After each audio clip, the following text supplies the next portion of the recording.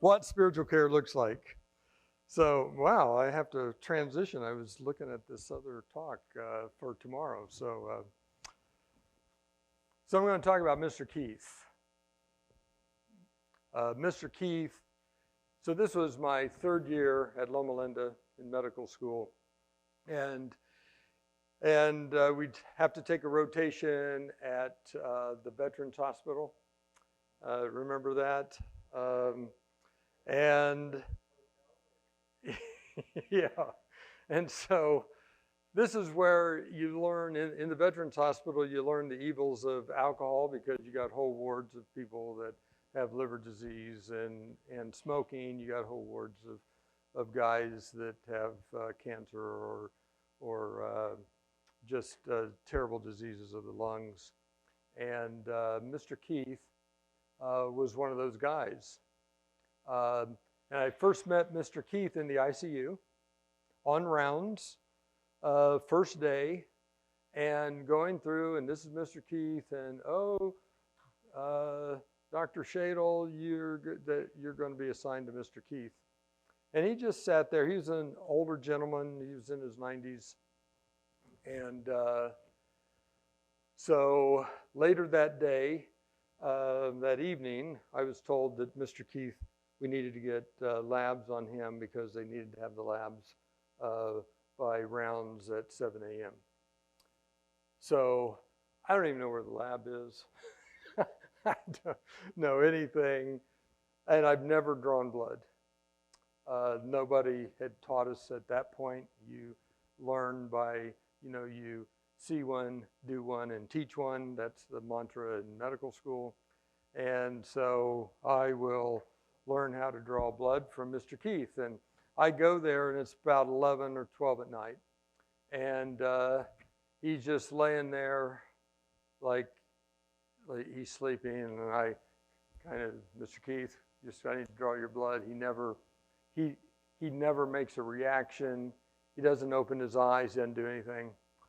So I put the tourniquet on his arm, feeling around for the vein, think I have one, I stick here.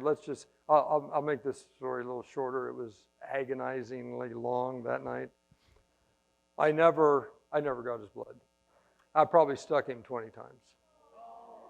Oh, come on now. Yeah, you got to start somewhere. So I'm worrying about that. I have a restless night's sleep. I have other calls I have to do. And I probably would have stayed at his bedside longer, torturing the guy. But he didn't seem like he felt anything. He never flinched. He didn't do anything. So I thought, well, okay. So rounds at 7 a.m. We're in the ICU.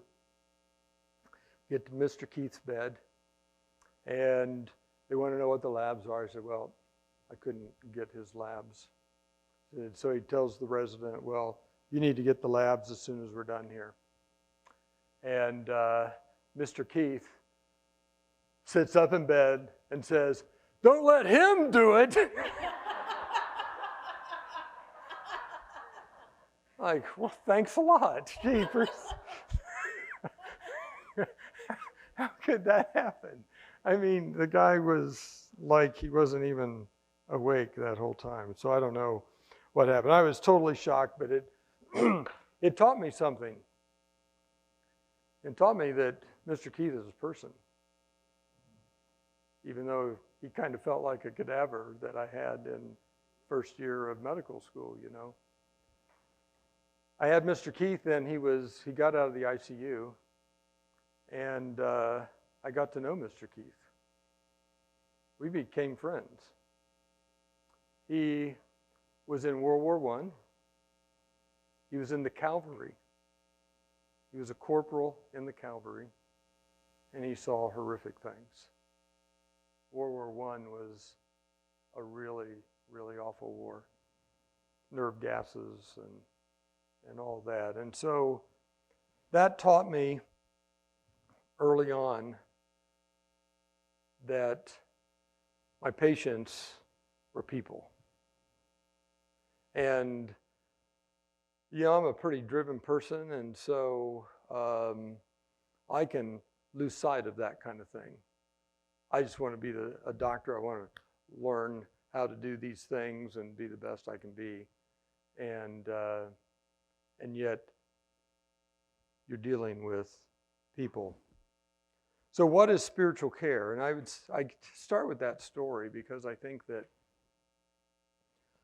spiritual care starts with seeing people as people. They have a name. They're not the diabetic in room 225. They have a name. And he's not, Mr. Keith wasn't the guy with COPD. He was Mr. Keith, Corporal Keith, someone who honored our country. I also saw that then, and I fast forward, I'm a resident at Bethesda Naval Hospital doing OBGYN residency, but the first year you do a general internship. You do a lot of OB and GYN, but we had to take a rotation on general medicine. And I had a guy that when I first went in the room, I looked at him as just an old guy like I am today. And when you get his history, you find out, oh, this guy's a physician. Oh, someday I'm going to be in this bed.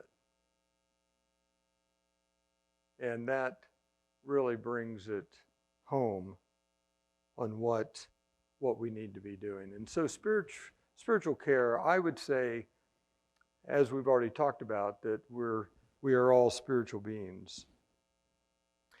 And how do I define spirituality? One way I define it is anything that gives life, energy, and movement that naturally results in love, joy, and peace. Spirituality is the eye that observes the eye.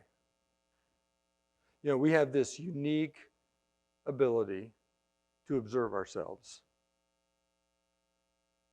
to hold ourselves accountable, to be able to look and say, wait a minute, I shouldn't have said that. I shouldn't have done that. And none of the other animals have that kind of sense. It doesn't seem anyway. But that is the spirituality that we have. And it allows us to hold ourselves accountable.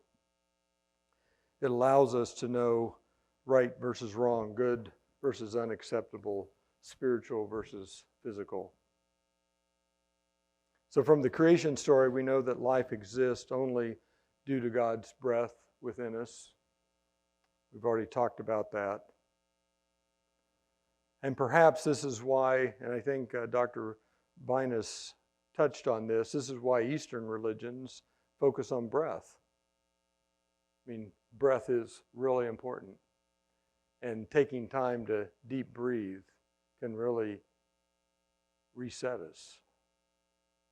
Do that when things are getting rough, and if I'm getting angry at whatever is coming my way at work that day, taking some deep breaths, centering, realizing what life is all about.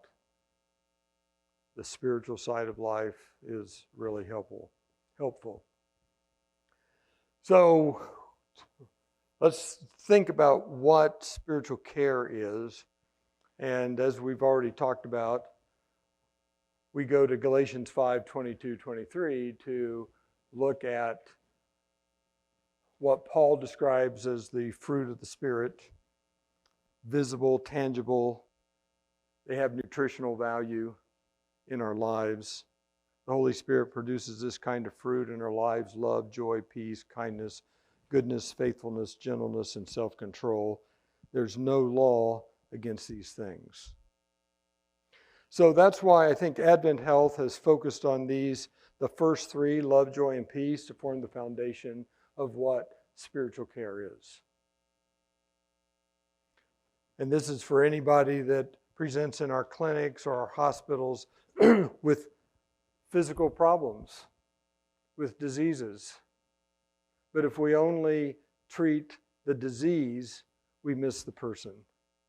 And we miss the things that they're going through that will help them heal. I think that as we address spirituality, it actually has a connection with physical disease, and we can heal faster.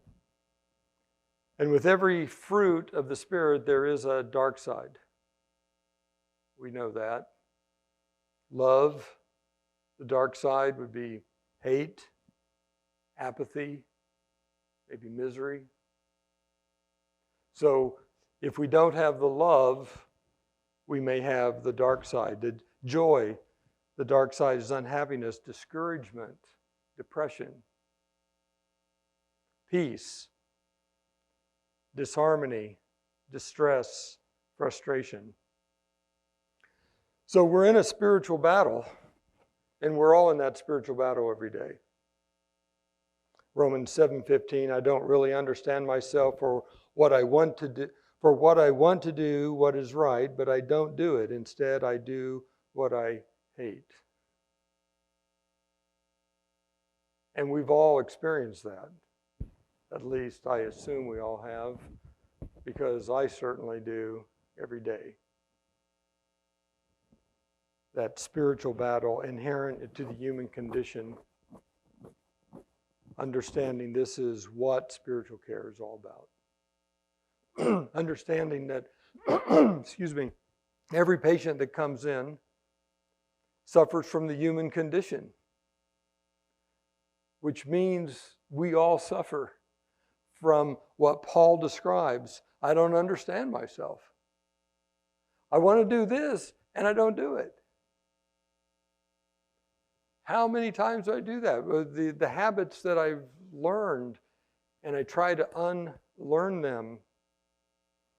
And we can only conquer that with a spiritual battle and leaning into the Spirit. So this doesn't require, what spiritual care is, doesn't require a Bible study with every patient. But it may be with some patients. Oh. Look at that. My watch found that on the web, so I've just been confirmed that it's true. So with Mr. Keith, what spiritual care does is see Mr. Keith as a person, like I've already talked about.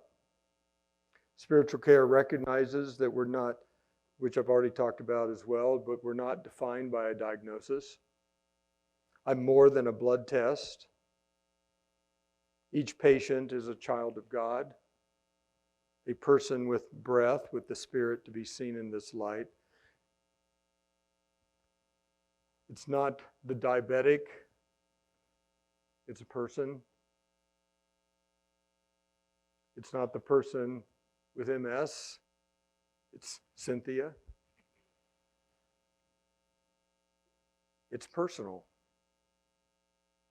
Every one of the diseases is associated with, is being lived with a person.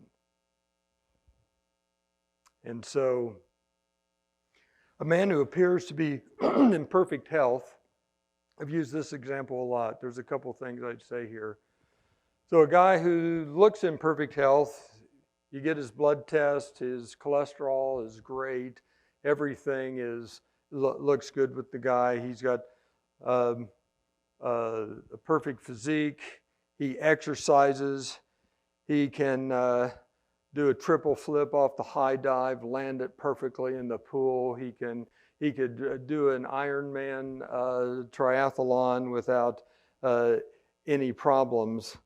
And you say, this guy is of perfect health. Thank you. So he's really healthy. But what if I told you that when he went home, he kicked the dog, beat his wife, that would never talk to his kids. You'd say, he's not healthy. So we are more than any diagnosis. We are more than any lab value. And unless we address those issues, that person is going to stay unhealthy. And that's where spiritual care comes in, and that's what it's all about. I learned when I was in the Philippines at Subic Bay Naval Base. We were there with my family for 3 years. And General MacArthur during World War II had given the Aborigines, who were headhunters, they're called Negritos, small people, but they were his scouts in World War II in the Philippines. And he gave them lifelong privileges to the bases. So they would come up to the base, and they'd let them in, and they'd come up to the hospital. And I had several Negrito patients, and I learned to treat them as people, not as lab values. Because every single Negrito that I had potassium levels of 2.2, which told me they should be dead. But I looked again, and my goodness, she was not dead. So what do I do with a potassium of 2.2? Should I give her potassium? She doesn't have any symptoms of low potassium. So I never treated a Negrito for potassium. So I learned to treat a patient, not a lab value. Aguila, which means eagle, was a Negrito who came to and I'm sorry, this will be a little graphic, but I think the story's worth telling. She came in because her legs, her inner thighs, from her pelvis all the way down to her knees, were completely raw. She had been in labor for 3 days. The shaman finally got the baby out, and it was dead, stillborn. And what that did, that baby's head was in the pelvis, and it caused a hole in the bladder into her vagina that was 2 inches wide. Now, medical therapy would be, what you do with that is you put a Foley catheter in the bladder to stop the drainage of urine and let it heal up just enough so then you could do surgery because you don't want to do surgery in infected tissue so that you could close this up. Well, what happened with that when I put the Foley in? It came all the way through. Her fistula, the hole in her bladder was that big. So what could I do? I put her on antibiotics. We waited about 2 to 3 days and finally decided to do the surgery, which I had never done. It turned out a lot better than Mr. Keith.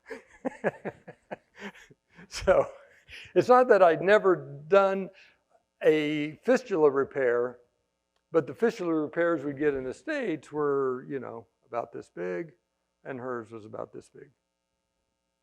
So that means I need to bring flaps, and so I got my books out that I brought from residency, and I studied really hard because I had called Makati Medical Center in Manila. They wouldn't take her. They didn't take Negritos. I called Clark Air Force Base, which is about 2 hours from Subic Bay, and they have urologists there. They wouldn't touch her. So I said, well, I'm her best chance. So I go in, we do the surgery. She comes back, she did well. She comes back 6 weeks later. And what she needs is a 2-stage surgery. The flaps the first time, and you seal that off. but then she's going to need her bladder lifted so she doesn't have stress incontinence. She came back, she had a little bit of stress incontinence, but she was all healed up, she was happy. And I said, well, we need the second surgery, and she refused that. Got too much work to do. Husband wouldn't let her. She needed to be back in the jungle taking care of her family. So I tell that story because Agila is a person who had a problem that was not of her making, and she had to be seen as an individual, not as a lab value. And so for me, spiritual care, I think that is spiritual care. That's the basis of what it looks like, is meeting people where they're at, getting their story, understanding who they are, looking at the labs, see if they make sense, working with them to see what the best plan of action would be, and go from there. If we don't see people as people, we see them as patients, that's just the basic level of what spiritual care is. Now, it goes beyond that, of course, because we should be asking the questions that we're asking in Advent Health today. But we really need to see each person as a unique creation of God. They deserve to be seen. Every one of our patients deserve to be seen as a whole person. The relationship between the healthcare provider and the patient are two people coming together in a sacred moment. I would say anytime, and you don't have to be a healthcare provider. You can be a family member with a daughter who's in the hospital, or a mother in the hospital, or an aunt or an uncle, and to treat them as a whole person, listening to what their needs are, understanding what their journey is. And as we talked about in my last talk on listening, I believe the greatest gift a physician, a nurse, a receptionist, a medical assistant, dietitian, PT, OT can give a person that we call a patient is the gift of listening and understanding who they are, what their concerns are, and what they need from us. So what is spiritual care? I really do think it's caring enough to listen. We all need another voice in our lives other than our own. Sometimes it's hard for us individually to come up with the right questions. Questions are so important in our lives, and it takes a lot of thought to figure out the right questions that we need. I think I shared earlier that how I even made the decision to leave medicine and go in and sell my practice before I knew I even had a job someplace else. So, I mean, I knew that if I never got a position as a pastor, I could still probably go someplace else and work as an obstetrician. But the question that crystallized in my mind what I needed to do was, if money were no object, what would I do? And we all have the question that we need to find that gets us from here to there, to clarify in our mind. And sometimes we need the people around us to help us on that journey. But we need somebody that we trust, somebody that listens, and somebody that is willing to leave their world and come into my world. And that's the journey. That's what spiritual care is all about. Where I leave my world and go into your world. Isn't that what Jesus did for us? He left his world. He comes into our world. He understands our pain. He lived the life that we live. He understands what that looks like. That's spiritual care.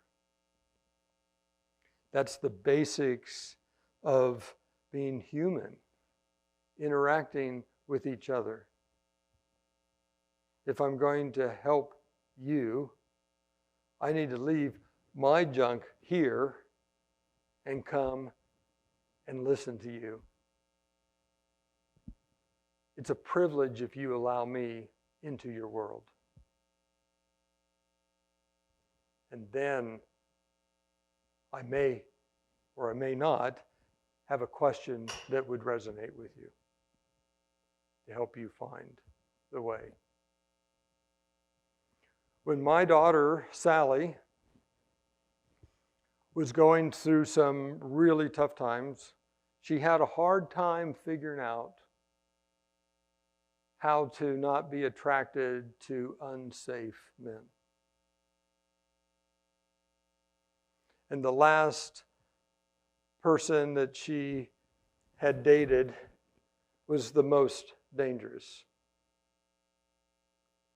He was an engineer. He was divorced.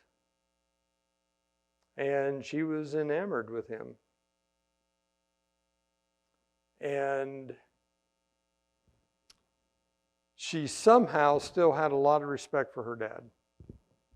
So Jason wanted to come and talk to me because he felt I had too much control over my own daughter. So I took a risk with him because she was into Ironmans, and she's done more Ironmans than I get tired thinking about them. She did qualify for Kona, and she went there, and that was one of her last Ironmans she did in Hawaii. But I told Jason, if you really want to have a life with my daughter, because he basically told me that he's taken her away from me. I said, well, I'll tell you what. If you want my daughter, this is what I think you need to do. Instead of taking her to an Ironman, dropping her off and doing your thing, and then she calls you up and you pick her up, go to her Ironman, cheer her on, be there for her, and meet her at the finish line. What an idea. If you really want my daughter, you'll listen to her. You'll take her out, and you'll treat her like a queen, and you'll listen to her, and you'll understand what makes her tick. Well, I was right. He couldn't do it. He couldn't do it. But I told her, I said, well, if you ever feel unsafe, all you got to do is call me. All you got to do is call me. So she went to he'd built a really cool cabin. Can't remember, some lake, probably 45 minutes south of here. And she went there for a weekend on her way up to her good girlfriend in Bozeman, Montana. And Apparently they got into a fight over her dad, who he felt had too much control over her, which I'd given up all control over her. It's funny how that happens. The more control you give up, the more we're attracted to each other. So she texted me because he wasn't going to let her go to see her friend in Bozeman. And I think that kind of triggered her. And she said, "Dad, I need help." I said, "Well, I'll meet you at, I don't know, I can't remember the hotel here in Spokane." I said, "All you got to do is you get in the car and you drive up there, and I'll meet you there, and we'll just stay at this hotel, and I'll see you off to Bozeman tomorrow. And if you have any problems, text me again, because I will come to his cabin." So that's what she did. And we stayed in that hotel. And the next morning, she went off to see her friend, Katie. And that was the end of Jason. And then her mother told her, "You know, really think you need counseling." And she got counseling. We went to Denver. She got counseling. And she met the man she's married to today. And she has told us more than once that and we paid for her counseling, if she hadn't gotten counseling, she wouldn't have given Justin, her husband, a second look, because she didn't see herself worthy of those kind of people. So for me, that's what spiritual care is. It's not rocket science, but it takes persistence. It takes a commitment to people, and it takes love. And I've made everything I know about it is from the mistakes I've made. And I've made a lot of mistakes because I want to control the situation. But in spiritual care, you have to give up the control, because there's a higher power that's in control. And he gives us all free will. If we violate free will, we're violating the very principles of spirituality. So, Cynthia, come and give us the practical side of this.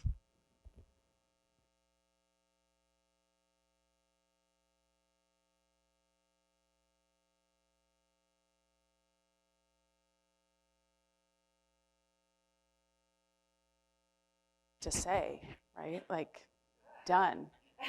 Thank you. All the women in the audience, get yourself some leggings with a pocket. Fancy. Eric, that was so beautiful. Thank you. First of all, I'm really glad that you're not my infusion doctor, because I go every month and I don't want to be stuck 20 times. Thank you so much for those beautiful stories and sharing. And I want to get to a little bit more of the nuts and bolts of our spiritual care in the outpatient setting. But I feel like our spiritual care in the outpatient setting is really leaning in to the mission of our organization. So Centura's mission, or Advent Health's mission, is we extend the healing ministry of Christ by caring for those who are ill and by nurturing the health of people in our communities. When I was looking at getting into healthcare, that mission statement really mattered to me. I wanted to be a part of someone that was doing work in the Lord's name and helping not just their patients, but their communities. One of the cool things that Eric and I were instructed to do a few years ago at work was to write our own mission statement. And you could write it about work or about your life or both. And it had to go at the bottom of our emails. As you can imagine, Eric's is about curiosity. He's staying curious, always asking questions. And I want to read mine. I'm on a mission to love people exactly where they are and support them to live a healthy and whole life. I bring that mission statement to every meeting, to every one-on-one, to every interaction. We all know in leadership, sometimes we have some really hard conversations. But if we lead with love, I feel like God really directs how we lead our teams. And I know that I see that through Eric in all of our interactions. Mission statements lead all of our lives. And in my daughter's school, my husband and I just recently went to a parenting class. She goes to a Christian preschool.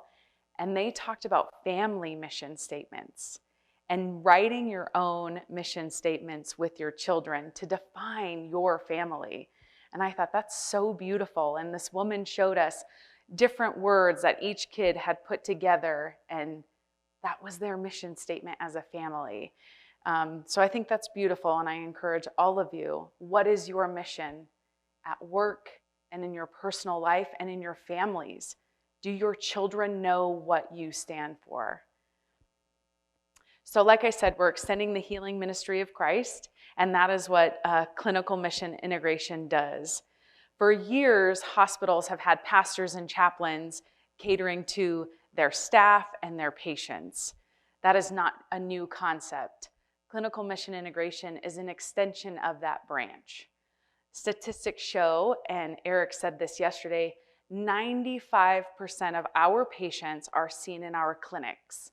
5% are seen in our hospitals. So if we want to reach people with spiritual care, we need to lean to our clinics. So CMI started from a study called Faith in Practice. Again, CMI, Clinical Mission Integration. So Dr. Harold Koenig, Catherine Perrone, and Dr. Ted Hamilton, the study was to examine attitudes and practices of physicians and provider and how spirituality could be integrated into outpatient care. What did providers think about bringing spirituality into exam rooms? Did they feel comfortable having spiritual conversations? And what were the circumstances where prayer should be brought in? And so much more. The study involved more than 24 Advent Health facilities and over 520 physicians and providers with varies of faith backgrounds and some with no faith backgrounds. They were tasked to ask the following questions to their patients. Do they have a faith-based support system to help you in times of need? Do you have any religious beliefs that might influence your medical decisions? Do you have any other spiritual concerns that you would like someone to address? But as Eric has expressed to me time and time again, in medical school, you are not taught to bring in these conversations, right? You're taught to focus on medicine, keep the religion away from the medicine. And this challenged that. Dr. Harold Koenig, am I saying that right? I hope I am. Koenig has built this study on 30 years of his own spirituality, theology, and health practice at Duke University. The study concluded, and most physicians and providers' attitudes didn't change. However, they were willing to bring in these questions more authentically because they practiced them. They were taught. They understood that there was an intentionality behind it, that they were trying to build relationships and deepen the loyalty with their patients. So whether the education is at medical school or in your organization, we need to take the time to be intentional about spirituality with our patients. Building trust, loyalty will gain you positive outcomes. So like I said, CMI came from this study. And Dr. Ted Hamilton, he was our previous Chief Mission Integration Officer. He has recently retired, and now we have Tim Cook, who's incredible.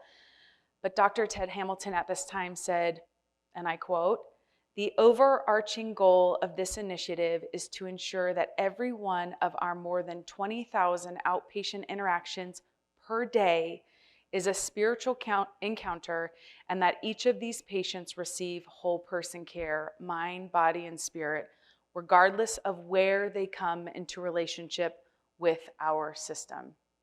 Whether it's at the front door with your receptionist, with your medical assistant, with your nurse, with your doctor, they want it to be a spiritual encounter."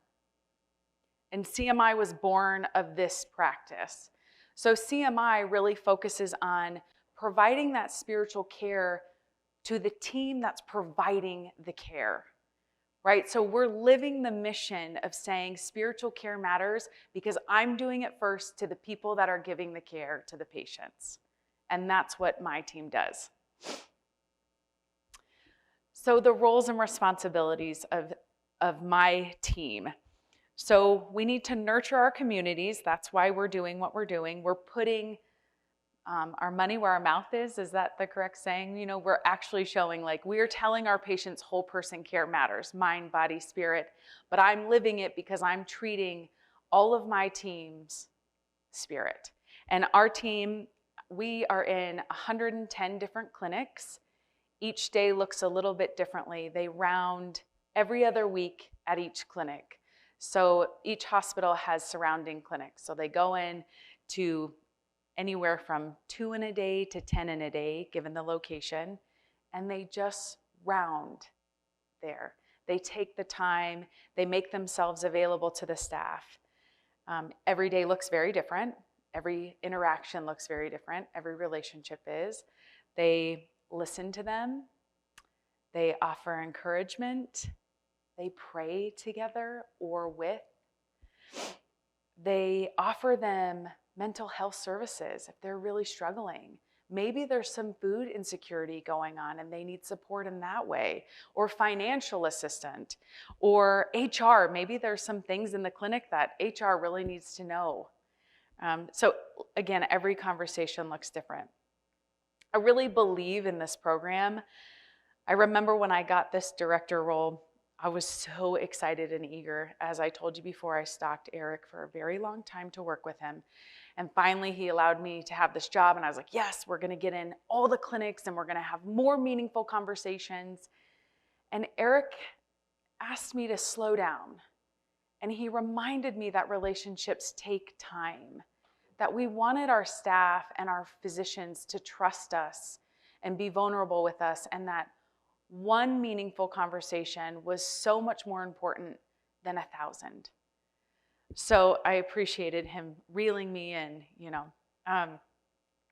So we aren't measuring our success by how many people we round with, but rather how intentional our rounding is. When I was putting together this discussion, I wanted my team members to give a glimpse of what being a spiritual caregiver meant to them.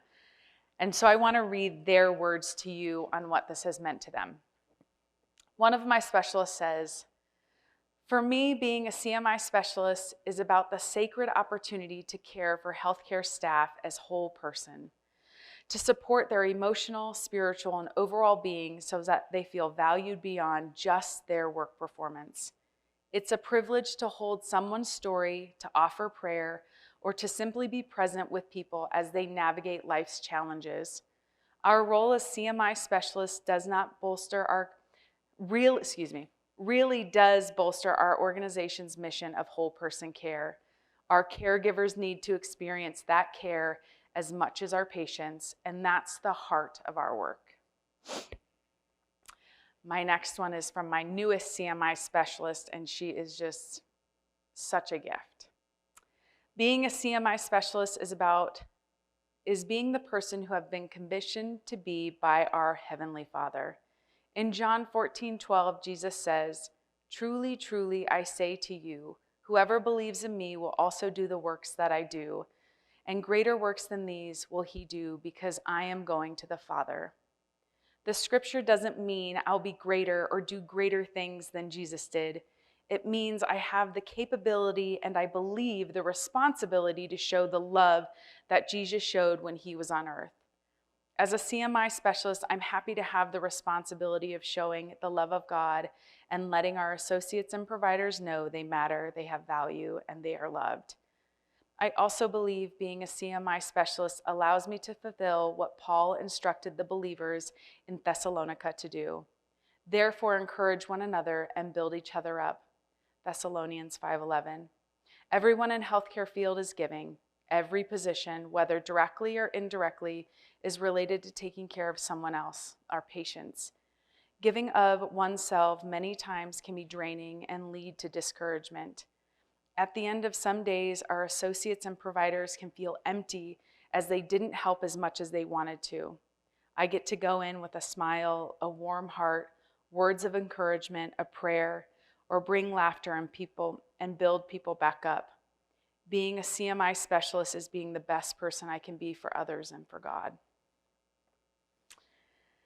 Lastly, this is from one of my CMI specialists. For me, being a CMI specialist is all about support. We're blessed to live in a role that gives back to our clinical caregivers and asks nothing in return. As I enter into the clinics each day, I'm reminded that at the very least, I'm a friendly face, a voice of gratitude and encouragement. For others, I may be the only person that they can trust, the person that can let down their guard with and ask for help. Can I solve all their problems? Hardly, but I can step in their journey, whether I'm the first or somewhere along the path they've been on for a while. I consider it a sacred opportunity to be a supportive presence in their lives. I wept when I read these. I felt so proud and honored. I get to work with these people that love to care for people's spirit every single day. What a gift. What a gift. Our job is such a gift. But what if spiritual care was the responsibility of all of us? What if we all owned that in every interaction within work and within life and with family and with friends? We should all have love at work. We should all have joy at work. And we should all have peace at work. I want to share 2 mission moments from a leader's perspective. And these mission moments, if you weren't here yesterday, mission moments are where we see God's move in our spiritual care work, and we call them our mission moments. The first story is one of the specialists with a provider, and it's called Bagels and Coffee. I was bringing bagels and coffee to a stressed out primary care team last week. Turned out to be a powerful way to show care and support in the midst of uncertain times. I was given the opportunity to explain my role and our mission to support all caregivers, just as they do for patients. As I talked with one provider, a provider who I hadn't had the opportunity to meet yet, she thanked me for the work that I do. She appeared thoughtful. Thank you. Thank you for this. Sometimes I feel discouraged in the work that I do. I feel like the organization doesn't value my work. I know what our mission is, but at times it feels like just words to me. I see you here affirms that our mission is alive and it lives out in the work that you do. It makes me believe that I really am valued for what I contribute here. Lifting up our caregivers is sacred work. What a gift it is to be equipped to carry that out. I think many people in this room, physicians, providers, and outside of these walls have felt this way. Does what I do matter? Can you see me? Can you hear me? Am I of value? Did I make a difference today? Bagels and coffee. A simple thank you from our team, and what an impact it had on that provider's spirit. Lastly, I'll share a story of a practice manager, and this story truly illustrates the importance of the ministry of presence, and that's what we say we do. We are the ministry of presence. just being there and listening. The art of listening. That was so powerful this morning, Eric, and this story really illustrates the importance of that. I don't know where the term originates, but I hear it a lot, especially in counseling circles, holding space. I think this is a great way to describe what we get to do through CMI. Hold space for another person so that they feel seen, appreciated, and heard. I've had the opportunity to hold space for an associate whose son is facing mental health challenges. I check in with her regularly. When I round at her practice, she's always eager to catch up and usually has a lot to unload emotionally. Holding space for her has meant giving her space to process, grieve the difficulty of her situation, and offer her back a safe and pastoral presence. No fixing, just being with her, extending empathy, and listening. I've been able to pray for her regularly. Again, this work is a privilege, and it's a very tangible reminder our associates, they matter. They're human beings, not just human doings. Human beings, not just human doings. We all want to be seen, heard, and valued. And by providing spiritual care, we're saying whole person care matters because we're living it. As I've shared, there's so many ways to provide spiritual care. Listening, offering encouragement, praying. How will you start leaning in to providing spiritual care? Thank you.